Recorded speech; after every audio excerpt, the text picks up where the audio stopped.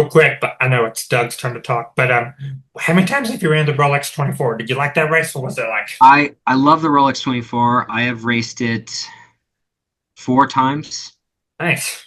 and I think led 3 of them.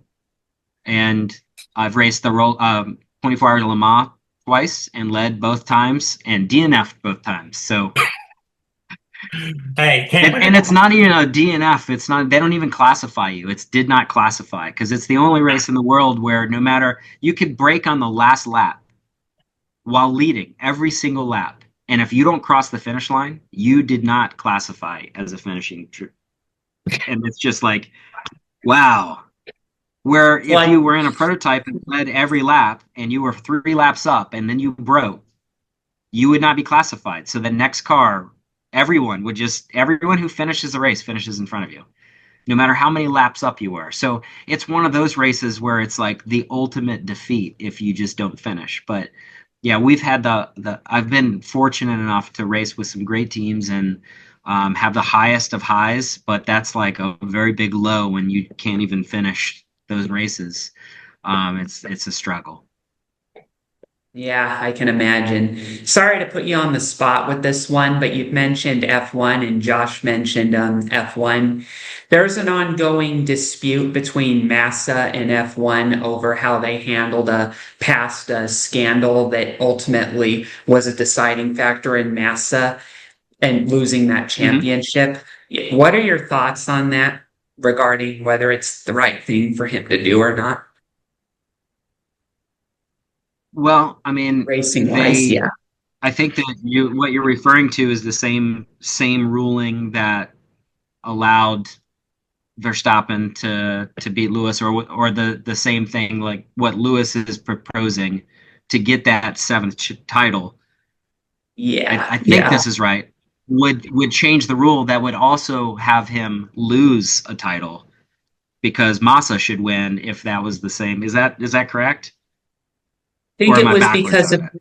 I think it was when it was the scandal when Nelson Piquet Jr. intentionally wrecked his car at Singapore, I think it I mean, was.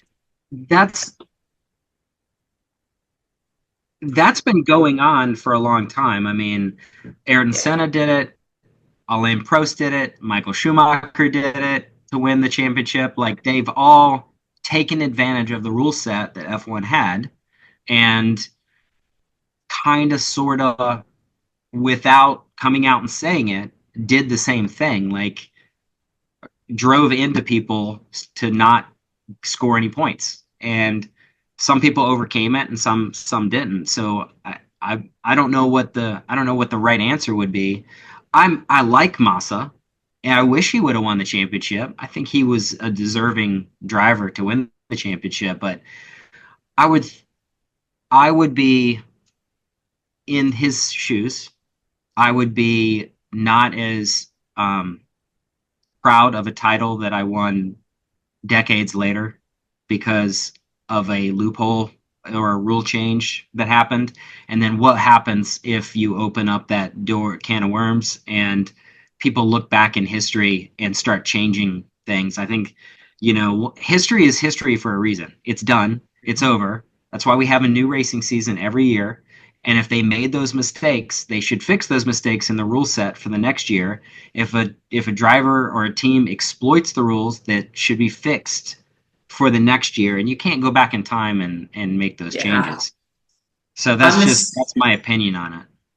Yeah, my opinion is the same because it would open up those floodgates, because then, Brad Keselowski, the NASCAR champion, Oh yeah, he could sue NASCAR in 2014 and say, "Hey, you guys should have officiated the final few races better so that the incidents with Gordon and everything wouldn't have happened, and I should have been the champion that year."